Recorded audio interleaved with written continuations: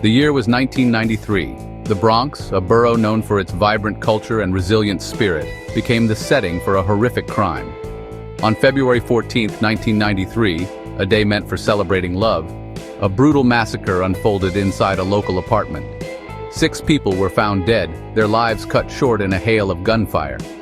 The incident, quickly dubbed the St. Valentine's Day Massacre, sent a shockwave of fear and grief through the community. Residents were left grappling with a profound sense of unease, wondering what could have prompted such a senseless act of violence in their neighborhood. The sheer number of victims made it one of the most tragic events the city had seen in recent years. Police investigators immediately descended upon the scene, faced with a complex and grim puzzle. The apartment was a chaotic tableau of violence, and the task of identifying the victims and piecing together their final moments was daunting. Chief of Detectives Joseph Borrelli addressed the public, confirming the grim details and vowing to bring those responsible to justice. The initial questions were overwhelming. Who were the victims? What brought them all together in that apartment on that fateful day? And most importantly, who could have committed such a heinous act? The community waited anxiously for answers, hoping for a swift resolution to a crime that had shattered their sense of security. As the investigation progressed, a primary motive began to emerge from the darkness: revenge. Law enforcement sources suggested that the massacre was not a random act of violence, but a targeted attack. It was believed that one of the 6 victims was the intended target, and his death was the result of a personal vendetta. This revelation, however, only deepened the mystery surrounding the other 5 individuals who lost their lives. The police were working under the theory that these victims were simply in the wrong place at the wrong time, their deaths a tragic consequence of being present during the execution of a vengeful plan. The community was left to mourn the loss of 6 lives, each representing a story cut tragically short. The idea that 5 of them may have died simply for being witnesses was a chilling thought for many. It painted a picture of a crime driven by a cold and calculated rage, where collateral damage was not a concern for the perpetrators. The police faced the immense challenge of not only identifying the killers, but also understanding the intricate web of relationships and grudges that led to the bloodshed. The path to justice would be long and complicated, beginning with this single, terrifying act of violence on a day that should have been about anything but hate. Months passed, and the investigation into the St. Valentine's Day Massacre continued, with detectives meticulously following every lead. The motive of revenge remained at the forefront of their inquiry. The working theory became more specific. One of the massacre victims had allegedly assaulted the wife of another man the previous summer. This act of violence, police believed, planted the seeds for the deadly retaliation that followed. The husband, consumed by a desire for vengeance, is thought to have orchestrated the killing of the man who harmed his wife. This narrative provided a chilling context for the massacre, transforming it from a random slaughter into a calculated act of retribution. The connection between the victims and suspects was a tangled web of personal grievances. The husband who sought revenge was not acting alone. He was part of a group, and as the investigation unfolded, law enforcement identified several individuals believed to be involved in the planning and execution of the February 14th killings. The police began to close in on a small circle of men from the Bronx, each with a suspected role in the crime.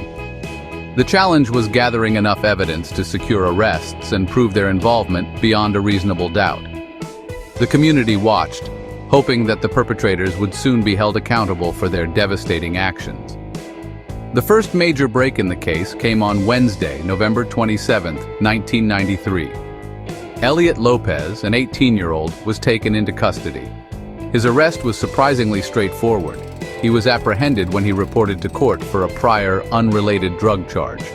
His capture marked a significant turning point, signaling that the wall of silence around the massacre was beginning to crumble.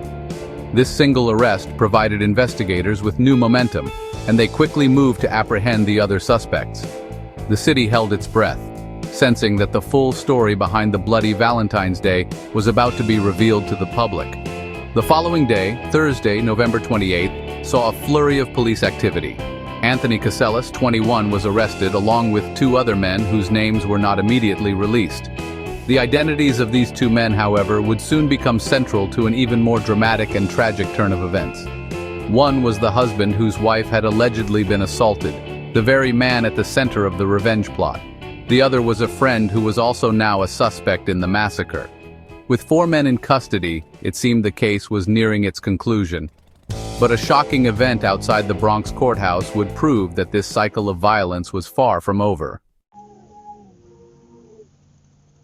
On the same Wednesday that Elliot Lopez was arrested, the quest for justice took a violent and public turn.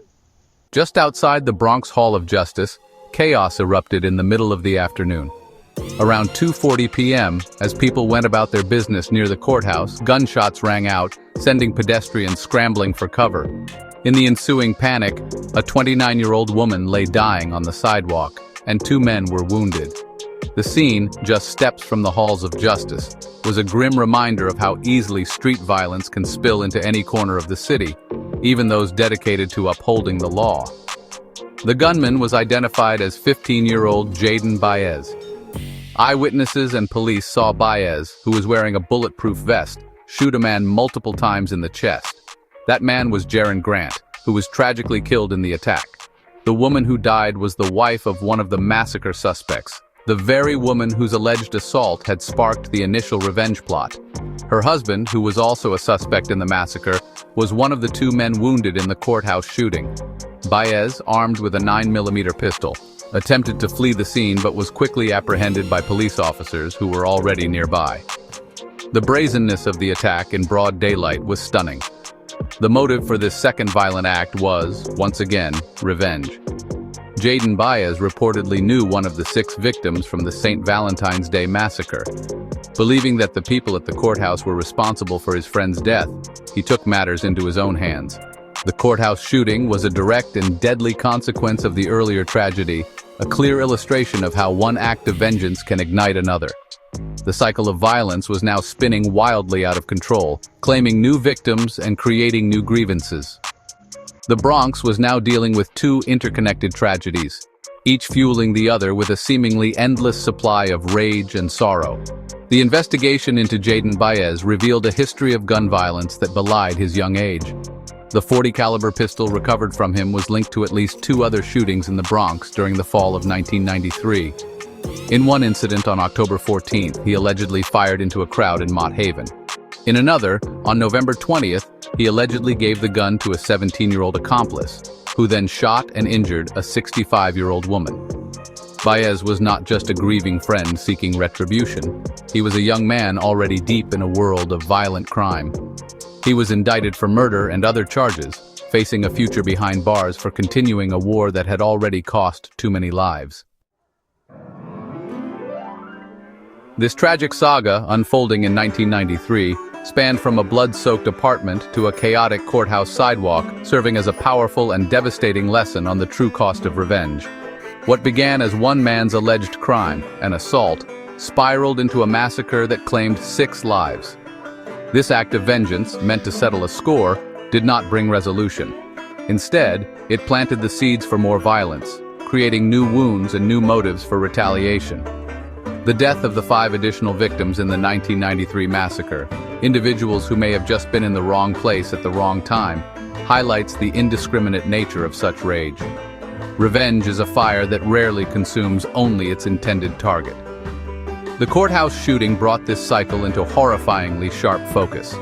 A 15-year-old boy seeking his own form of justice for a slain friend perpetuated the violence, killing a woman and injuring 2 men.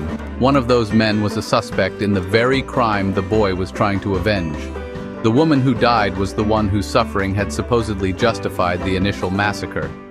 Her death served no purpose other than to deepen the tragedy, leaving a wake of shattered families and unresolved grief.